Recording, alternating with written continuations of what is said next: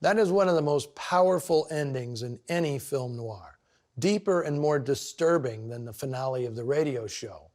That's because writer Lucille Fletcher pulled off a masterstroke. When Henry finally connects with Leona and realizes his murder plot is now unnecessary, it's the first time they actually show any genuine affection for each other. They realize the grave mistakes they've made, and in his desperate attempt to save her, Henry seems for the first time to actually care about Leona. He may even realize he loves her.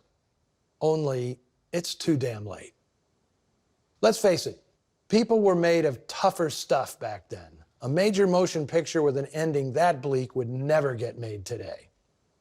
I first saw this film on television when I was a kid, on good old Dialing for Dollars, which was broadcast from a station just a few blocks from here. I was too young to comprehend the complex character dynamics between Henry and Leona, between Leona and her father, and especially between Henry and his smitten employee, Waldo.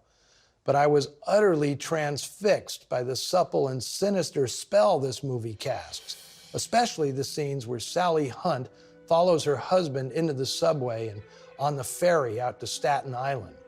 These scenes have an eerie vibe that plays like a 40s version of David Lynch. May he rest in peace. I also like Ann Richards, whose character was added to have a woman to balance against Leona.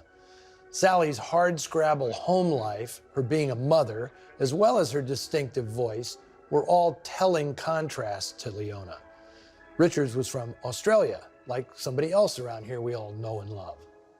In expanding her original story, Lucille Fletcher also broke new ground in Hollywood movies, using the manufacturing and distribution of narcotics as a major plot point, although the details had to be toned way down to get an okay from the Breen office, which wanted none of that.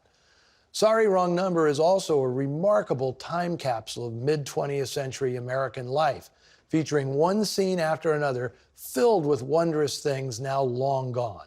Soda fountains in drugstores, bingo games in hotel lobbies, nightclub floor shows, doctors who make house calls, and of course, the antique crucial to the plot. Corded phones with party lines, where you might accidentally overhear somebody else's call. Now, before the film, I suggested this might be Anatole Litvak's masterpiece, and I think he believed it too. Maybe that's why he signed the film with a Hitchcock-like cameo.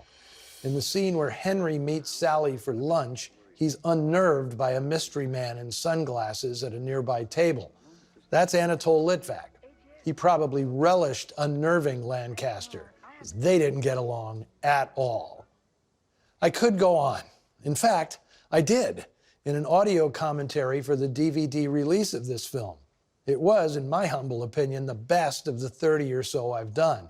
But for some reason, Paramount scrapped the whole project, which even included a filmed recreation of the original radio show. I guess I'll have to just do my spiel about Sorry, Wrong Number live in bars. Okay, gotta sign off for now, however. On tap next week is an obscure B noir from Warner Brothers called This Side of the Law. A terrible title, but a threadbare movie with its own dark charms. I'll be here waiting for you at the right number. Until then, see you in the shadows.